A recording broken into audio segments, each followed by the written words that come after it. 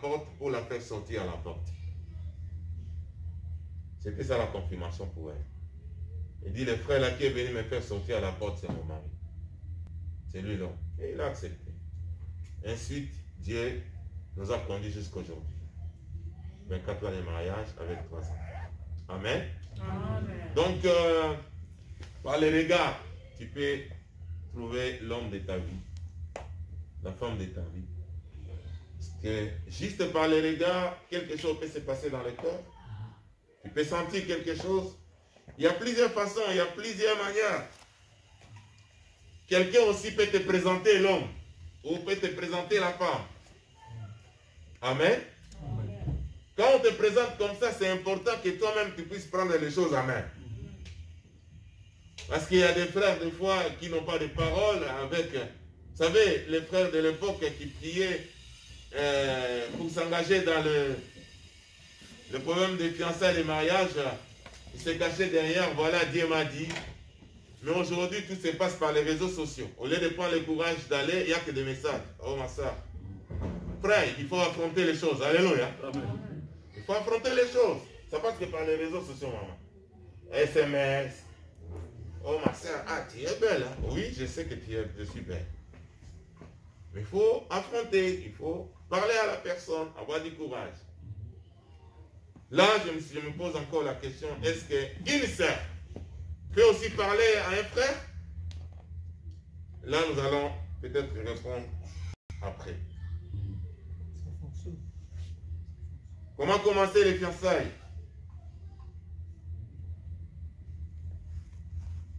Je peux commencer les fiançailles. Donc, trouver son conjoint. Soit de parler langage, par des gestes, on comprend. Il y a un langage aussi qu'on appelle les appels phares, c'est-à-dire quelqu'un peut te mettre dans la piste et ne te dit pas directement, mais de façon indirecte.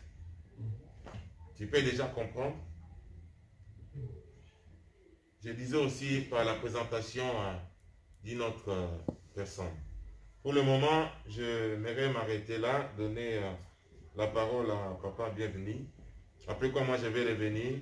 Par exemple, combien de temps on peut durer les fiançailles?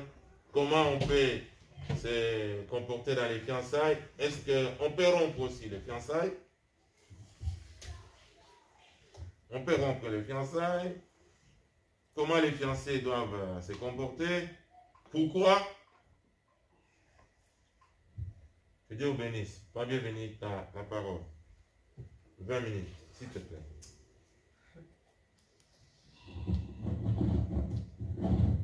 Alléluia. Amen.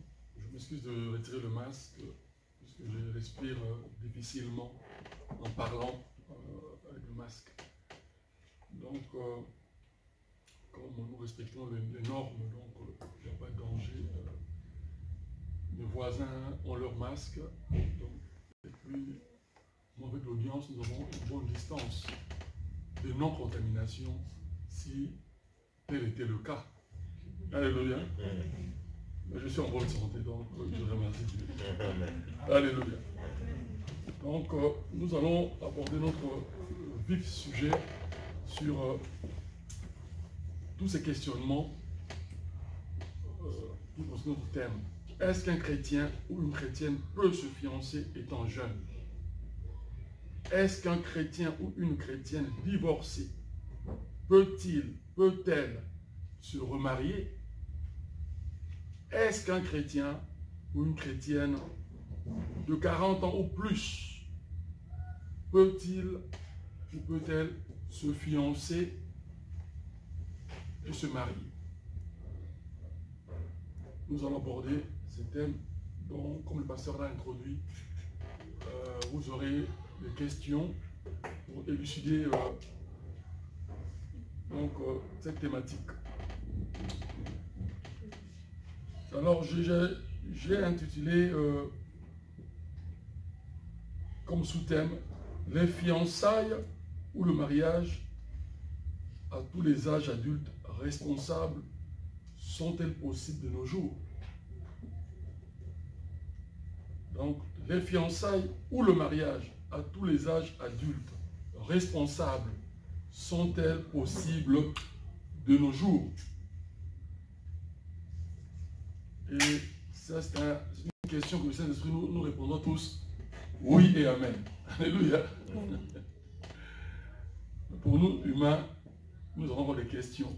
Alors, c'est ainsi que cette conférence a lieu. Donc, la réponse divine, c'est oui, amen et alléluia. Je vais d'abord définir les fiançailles dans le sens doctrinal, social, politique et économique.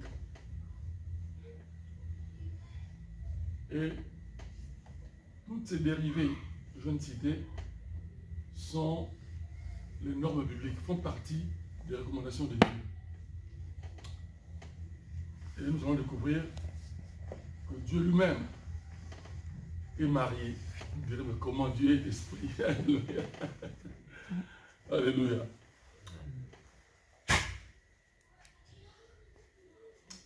Donc, par définition, les fiançailles, par définition, sont un protocole de principes divers conduisant au développement de l'amitié par la force de la volonté de mieux se connaître,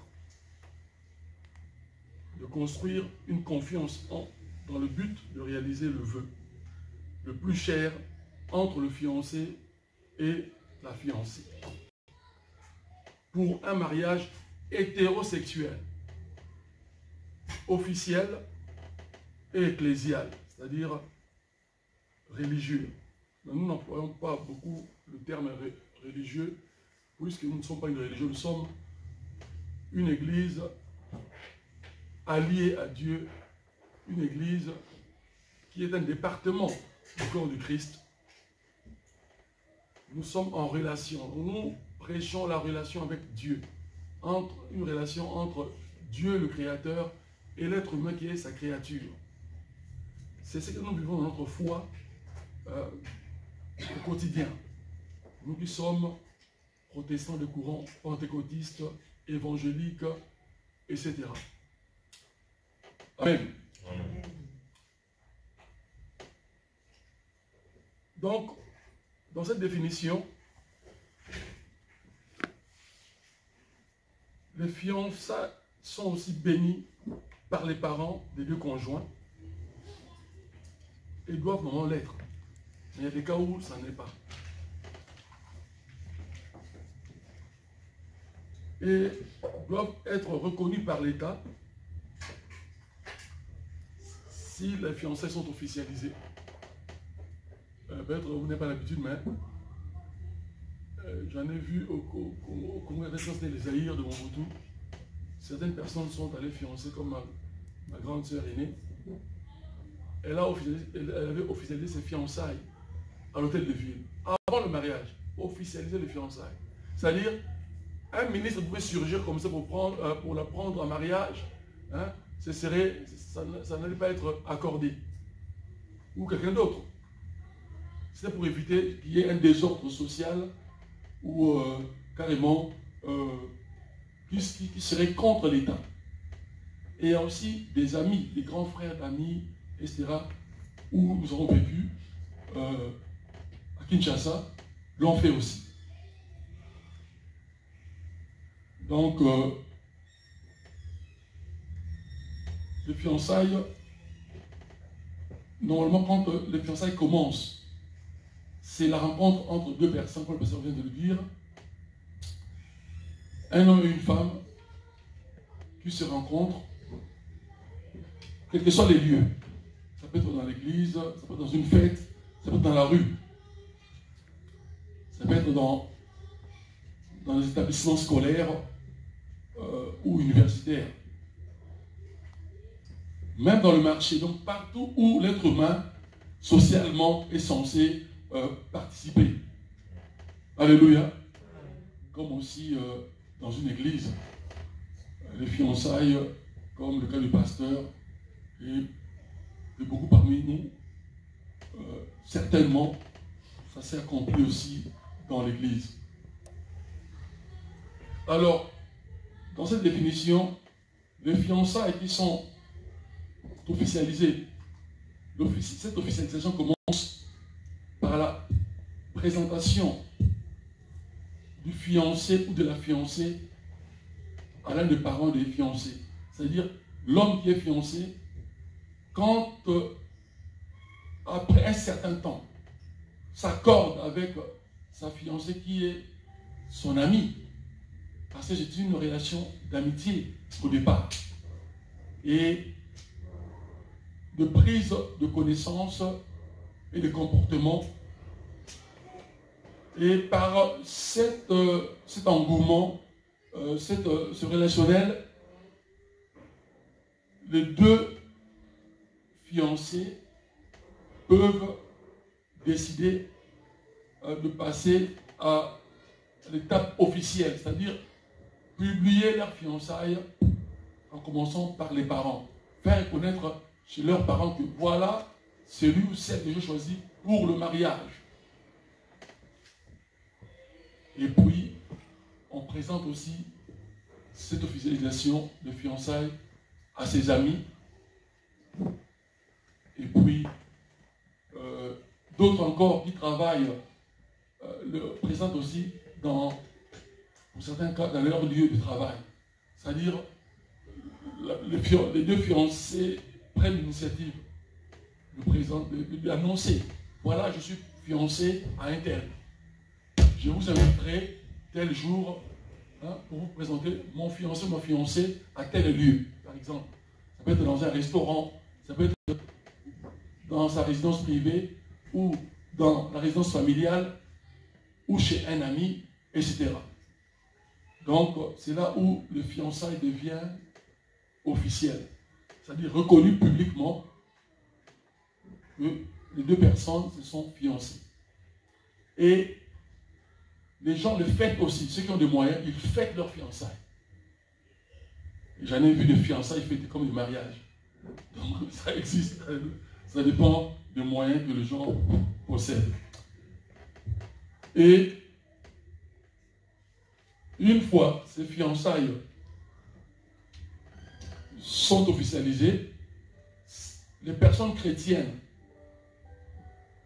c'est ce qui nous concerne, nous les chrétiens, nous les jours du Saint-Esprit, nous présentons aussi nos fiançailles à l'église. Nous en parlons d'abord au pasteur, le directeur de l'église, et puis le pasteur parle à ses collaborateurs pasteurs, donc ses assistants pasteurs, et aussi le responsable de l'église. Et puis le pasteur présentera, donc organisera au cours d'un culte pour présenter les fiançailles devant l'église. Et tel frère et telle sœur sont fiancés. Donc si vous avez des prétendants, ou il y avait par rapport à la sœur ou par rapport au frère, c'est fini. Ils ont déjà bouclé la fiançaille. Amen. Amen. C'est ça l'état d'ordre. Et maintenant, dans le développement, dans le vécu des fiançailles, c'est cette amitié que je parlais. C'est se connaître l'un à l'autre. Alors le fiancé ou la fiancée pose des questions à l'autre. Mais comment est-ce que, dans telle situation, comment tu réagirais? Par exemple, pour tes études, quels sont tes projets? S'ils sont étudiants, s'ils travaillent déjà, mais quels sont tes projets à venir, pour ta vie à venir? Donc, l'un comme l'autre veut s'assurer, surtout les femmes veulent vraiment être rassurées que tu es responsable en tant qu'homme et qu'elle peut te faire confiance. Donc, c'est aussi un état de confiance, mais une confiance vraiment assez profonde. Et dans cette relation,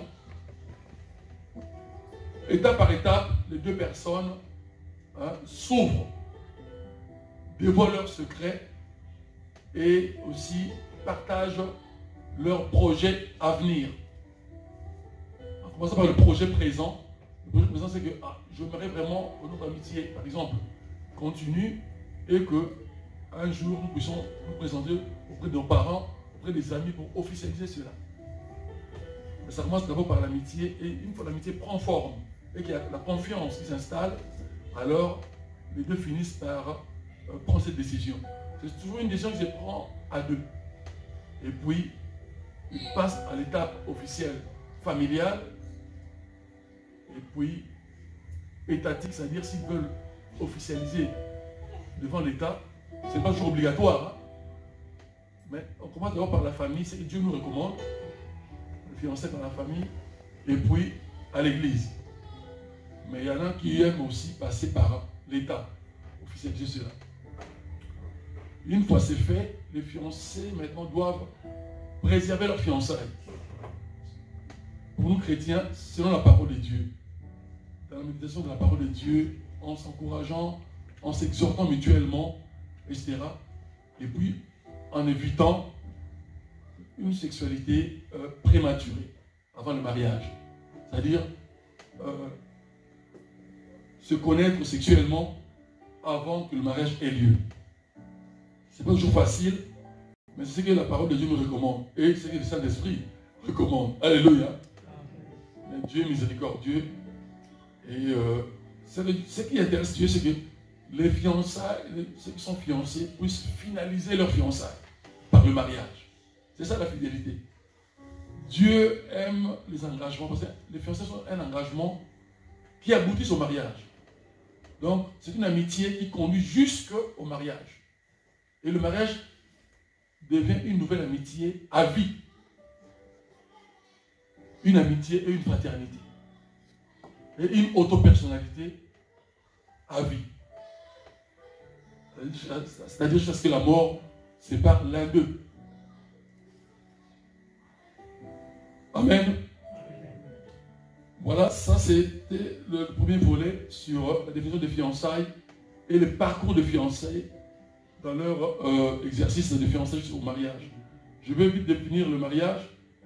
Vous savez, j'ai 20 minutes, donc je dois vite courir parce que il y a, dans ma préparation, il y a encore des éléments que je dois aborder. Alléluia.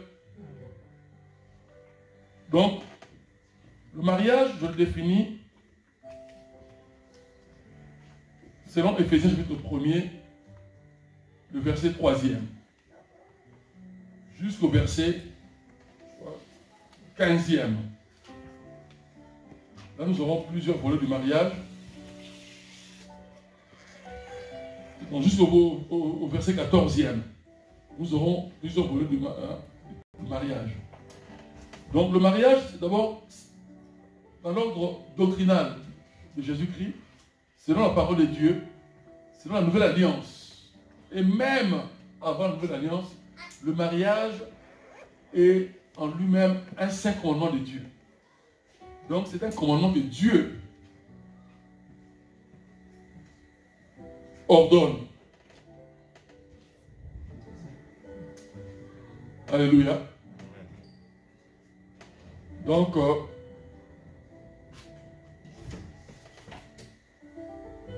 c'est un mystère divin. Je vais vraiment abréger cela puis plus rester sur les fiançailles. C'est un mystère divin. Comment le mystère? Le mystère, c'est le secret de Dieu.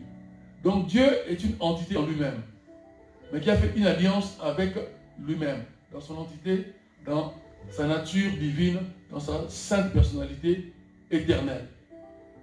Dieu est trinitaire, il est constitué de 3 personnes. Le Père éternel, le Fils éternel, qui est Jésus-Christ, qui est aussi la parole de Dieu créatrice, et puis le Saint-Esprit, qui est l'Esprit du Père éternel, et l'Esprit du Fils éternel. Donc, Dieu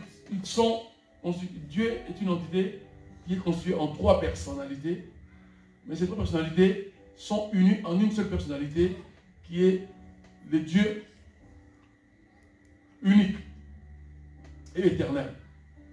En juif, on l'appelle Elohim, c'est-à-dire le Dieu pluriel, mais qui est un. Mais il est pluriel parce qu'il est 3 fois saint. Amen. Il est le Père, le Fils et le Saint-Esprit. Il est aussi Yahvé, qui est le Dieu, l'éternel Dieu. Donc Dieu a fait une alliance dans sa personnalité. Dieu a fait une alliance. C'est ça le mariage. Le mariage, c'est une alliance. C'est pour cela que vous verrez, plus en Genèse, Dieu, en Genèse 26, 27 et 28, Dieu a créé l'homme. Après avoir tout créé, qu'est-ce qu'il dit? Au 6e jour, il dit, créons l'homme à notre image et à notre ressemblance. Dieu a parlé au pluriel. Créons. C'est-à-dire qu'il fallait que l'être humain, qui est une nature exceptionnelle, devait être le clone de Dieu. C'est-à-dire l'empreinte, donc l'ADN de Dieu, si on peut le dire, pour une compréhension claire, l'ADN de Dieu. C'est-à-dire l'image de Dieu créateur et sa ressemblance de sainteté. C'est ainsi que Dieu créa l'homme et la femme, puisqu'en Dieu il y a cette dualité. Mais il est esprit, et les esprits ne comportent pas de sexe, mais Dieu est dans sa nature. C'est pour ça qu'il a créé l'homme et la femme, parce qu'il est de cette nature-là, mais il porte la casquette du Père éternel, donc le masculin éternel. Amen. Donc, le mariage, Dieu a créé l'être humain pour que l'être humain puisse se marier. C'est pour ça que Adam ne peut pas vivre seul. Et le fait que Dieu a créé, a formé Ève de la côte d'Adam, Dieu n'a pas fait une erreur. Mais Dieu savait qu'ils allaient pécher. Mais Dieu devait accomplir son plan et le réparer après. Après que l'être humain puisse commettre le péché originel. Donc détruire justement le plan divin en lui. Dieu est venu réparer ça par Christ après plusieurs millénaires. Amen. Donc je résume là sur le mariage. Parce que quand on parle de fiançailles, on ne peut pas omettre le mariage. Parce que le fiançailles, c'est la cellule qui conduit au mariage. C'est l'état fœtal du mariage. Donc, justement, ça doit se développer pour se produire en mariage. Amen. Donc, je repasse la parole au pasteur. Thierry. Que Dieu nous bénisse tous. Amen. Gloire à Dieu. Oh, désolé. Est-ce que vous êtes là? Vous arrivez à le suivre quand même? Gloire à Dieu. Merci pour les amis qui sont arrivés. Donc, je vais aborder 3 points pour revenir à mon frère. Lui, il va toucher maintenant les 2 derniers points. Est-ce qu'on peut se fiancer à un âge avancé, à plus de 40 ans? Est-ce qu'un divorcé peut se fiancer? Et dans mon introduction, j'avais souligné un problème qui m'avait touché lorsque j'étais jeune pour faire mon choix. Je me disais comment je trouverais une femme, une sœur pour la fiancer et devenir maman. C'était difficile, je me disais, mais il y a des sœurs qui sont toutes belles. Mais comment choisir une seule? Dieu m'a fait grâce, j'ai choisi une seule. Un coup, c'était ma femme. Je n'ai pas tâtonné 3 à 4 parce qu'il y a beaucoup, ils tâtonnent. Et tu vas faire la ronde du monde là pour chercher des filles, des fiancées de gauche à droite. Et ça risque même de détruire ta réputation. Et le jour où tu pourras vraiment prendre la vraie décision pour t'engager comme ça, et les gens vont fuir. Parce que tu as abîmé toi-même ta réputation. Voilà pourquoi il ne faut pas être pressé. Il ne faut pas décider. Vous savez, les frères m'ont fait revenir encore dans ces cours de biologie que j'ai eu quand j'étais encore jeune. Il dit les fiançailles, c'est l'état fœtal. Amen. Donc ça vient du fœtus, l'embryon. Donc c'est le commencement, c'est le noyau qui commence, qui conduit au mariage. Donc c'est une étape qui est très très importante. Beaucoup, du fait qu'ils ont loupé leurs fiançailles, ils ont développé beaucoup des arguments, beaucoup de théories. Voilà, moi, je ne peux pas me marier. Voilà, moi, le mariage, c'est pour les autres. Ainsi de suite et tout ça. Et le mariage n'est pas venu pour moi. Non. Le mariage est venu pour toi. C'est à toi maintenant de te préparer pour faire un bon choix. Et des fois, nous passons à côté aussi de notre choix parce que nous avons posé beaucoup de critères. Des critères par moments qui sont charnels, qui ne sont pas vraiment des critères de base, des critères vraiment primordiaux pour le choix. Toi, tu mesures, je ne sais pas, 2 mètres, 1,80 m dans tes critères. Dis-moi, je veux vraiment une femme qui me dit 1,20 m. Je trouve la sucette qui me dit une méchelle de coups de taille comme ça. Dieu peut faire un miracle. Dieu peut le faire, il est capable. Mais des fois, ce sont des critères éphémères qui ne sont pas vraiment importants. Parce qu'il y a des critères de base. D'abord, les critères de base, c'est les critères du cœur. Hein? Les critères que la personne puisse avoir Christ dans sa vie. Bon, les exceptions ne manquent pas. Et tu verrais des personnes qui te diront, voilà, moi, je me suis engagé dans les fiançailles pendant que l'autre ne connaissait pas Dieu, ainsi de suite. Ce sont des cas exceptionnels. Mais nous, en tant que chrétiens, nous devons nous fiancer dans la parole. Quelqu'un peut dire Amen. Amen. Comme a dit mon frère, on peut rencontrer sa fiancée ou son fiancé partout où Dieu va permettre. Donc nous devons faire attention, bien-aimés, de nous donner et de poser beaucoup de critères. Et souvent aussi, Dieu ne te donnera pas toujours la personne que tu désires et tu demandes, que tu connais là. Mais Dieu te donnera de toi la personne qu'il faut pour toi. Amen. Dieu te donnera la personne qu'il faut pour toi. Mais pour toi, tu verras une femme, une sœur qui soit comme ça, qui puisse avoir tel diplôme, qui soit de telle région, qui soit de telle couleur de peau, ainsi de suite. Et ça, c'est nous, c'est l'homme. Bon, gloire à Dieu. Mais malgré tous ces critères, si cette personne ne sera pas une bénédiction pour toi, toi étant enfant de Dieu, Dieu ne te le donnera pas. Mais si Dieu te voit que tu t'entêtes, c'est là où intervient maintenant la volonté permissive. Dieu va te permettre, j'ai connu beaucoup de gens comme ça, Dieu va te permettre, et c'est à ce moment-là tu vas te taper contre le mur. Ça sera difficile. Peut-être que déjà dans les mariages, voilà pourquoi on parlera aussi des divorces. Peut-être dans les mariages. Pourquoi? Parce que Dieu t'a peut-être interpellé. Il peut t'interpeller par ton entourage. Il peut utiliser aussi les parents. On ne dit pas qu'il faut écouter les parents à 100%. Et les parents peuvent se tromper aussi. Mais dans ce choix-là, c'est comme Samson.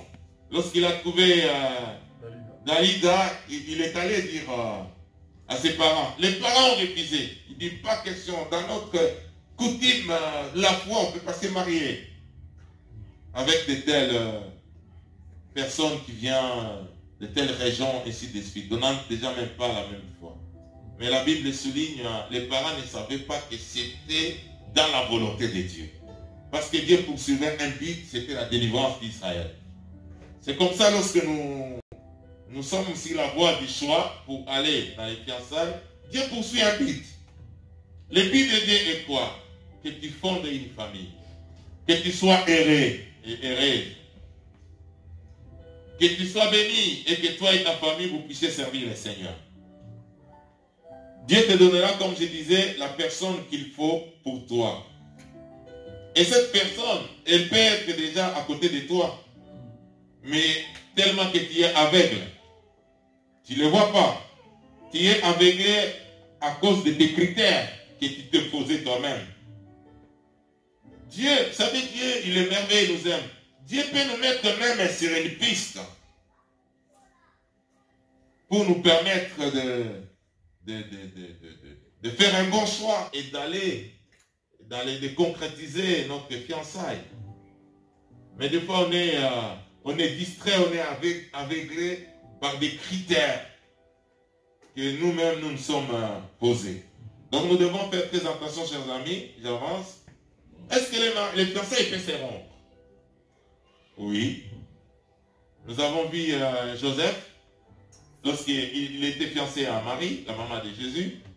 Lorsqu'il a fait le constat que Marie était devenue enceinte, il a voulu rompre. Mais la Bible souligne dans Matthieu 1, 18 à 20, il était juste et il a voulu rompre d'une manière secrète pour ne pas diffamer, détruire la réputation de Marie. Et nous voyons aujourd'hui beaucoup de nos jeunes, de nos enfants qui passent sur ces chemins de fiançailles. Lorsque ça ne marche pas, on cherche à détruire l'autre. Écoutez, ça peut marcher comme ça ne peut pas marcher. Mais si ça marche, gloire à Dieu. Si ça ne marche pas, tu peux revenir, mais tu dois faire attention. De faire chaque année, toi, tu fais que des fiançailles et des fiançailles. Comme je disais tantôt, c'est ta réputation qui sera détruite. Arrivé à un certain moment, personne ne pourra s'approcher de toi parce qu'on va te surnommer le faiseur des fiancés ou des fiançailles. Ouais. Et dans les fiançailles, comme disait aussi mon frère, je l'avais dit aussi, c'est une période là de cette amitié qui s'officialise, soudée par la promesse d'aller au mariage. Et dans cette période, il y a l'observation. On cherche à connaître l'autre. Quelle est ta pensée? Quelle est ta vision? Par exemple, sur la famille, quelle est ta vision? Et sur le travail, quelle est ta vision? Et sur l'église, quelle est ta vision? Et là, vous allez partager, vous allez vous connaître. Et si la vision là ne se marie pas, ça peut être aussi l'une des raisons où vous pouvez rompre et dire que non. En tout cas, à la longue, ça risque de nous créer des problèmes. Parce que des personnes ne peuvent pas marcher ensemble s'ils ne sont pas en accord. C'est qui nous dit ça? C'est Amos? Oui. Pasteur Miyama, qui nous dit ça? C'est Amos. Voilà, c'est lui. Donc, on s'accorde d'une façon sur les grands sujets de la vie. Sur l'argent. Sur l'argent. Et à certains points, on peut refaire ensemble, on peut rectifier, on peut corriger. Par exemple, il y a certaines personnes, lui s'il a 500 €, la première des choses, il dit que non, moi, mes 500 €, je passe dans les magasins, j'achète un bon pantalon, une belle robe, je passe au McDo, j'appelle mes amis, on mange, et dans 5 jours, et les 500 est cramé. Mais une autre personne dira, écoutez-moi, les 500, je mets 250 à côté. Et les 250, je vais voir un peu les priorités que j'ai dans ma vie. Et les 50, je mets aussi pour les offrandes, parce que je suis chrétien, je ne vais pas dans l'église.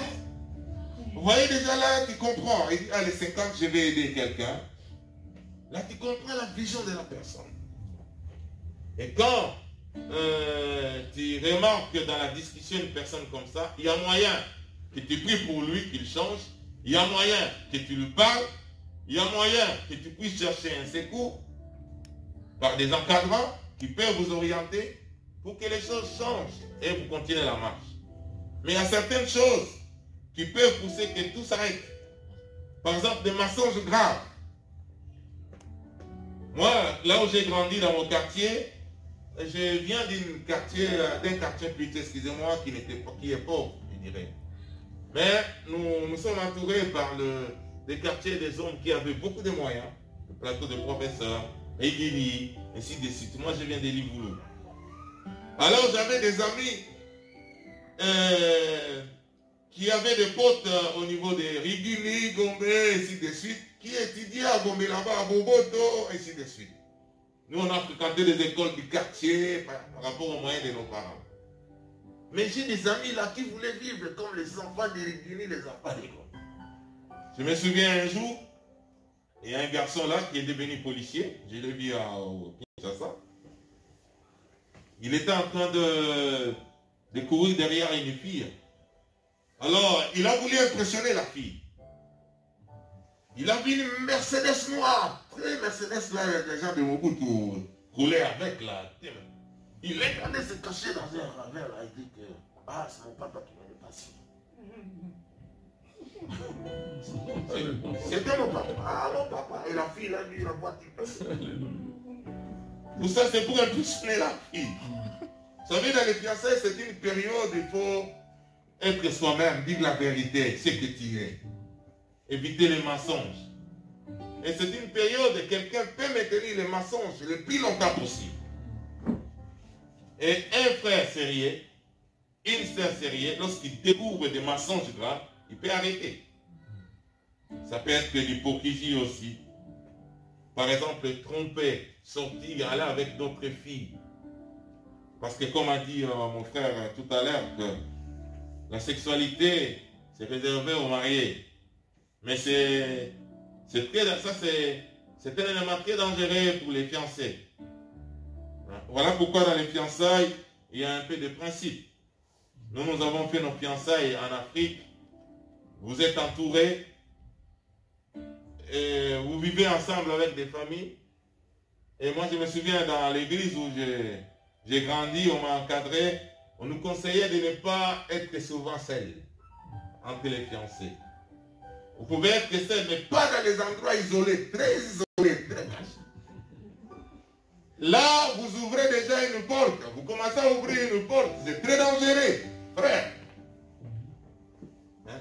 Souvent, les frères, il a toujours tendance. Oh, je ne vais pas rester. Écoute, si mon fiancé, c'est connu, non? Voilà pourquoi on a parlé de la présentation. Parce qu'on peut officialiser les fiançailles.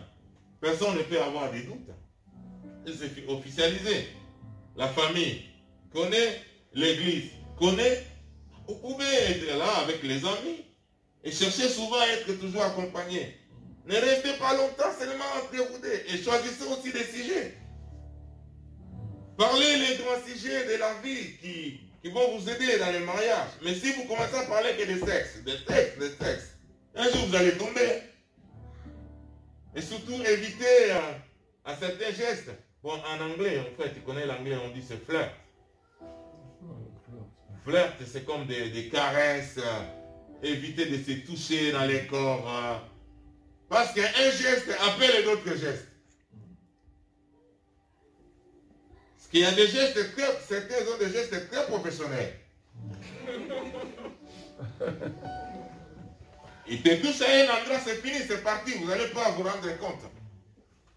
Et vous êtes tombé. C'est quand vous commencez à vivre comme ça, c'est comme quelqu'un, un enfant qu'on apporte un cadeau, mais lui, il a déjà ouvert le cadeau avant qu'on puisse l'offrir. Vous voyez? Donc, ce sont des choses vraiment à éviter.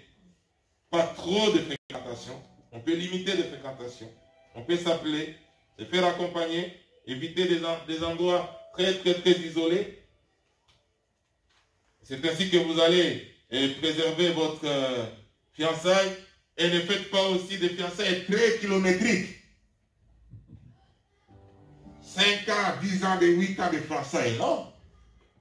À un certain moment, voilà pourquoi nous conseillons des frères et sœurs de s'engager lorsqu'il est déjà prêt. Les frères, tu as parlé quelque chose sur l'aspect économique.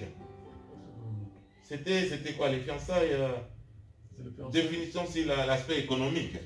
Bon, on peut s'engager par la foi. Moi, dans le milieu où je suis grandi dans une église où il y avait beaucoup de frères qui avaient la foi et avaient l'onction. Certains, ils ont essayé, ils ont s'engagé dans la foi, gloire à Dieu. Moi-même, je me suis engagé aussi dans la foi, par la foi plutôt.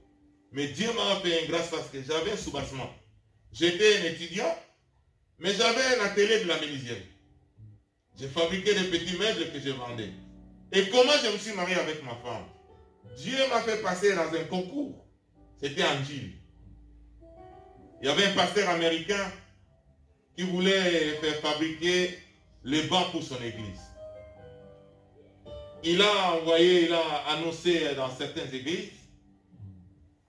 On s'est présenté là avec, je crois, plus de 10 responsables des ateliers. Chacun devait fabriquer un mini-banc. Moi, parce que j'avais vu le modèle de banc, parce que moi, je viens de l'église Laborne.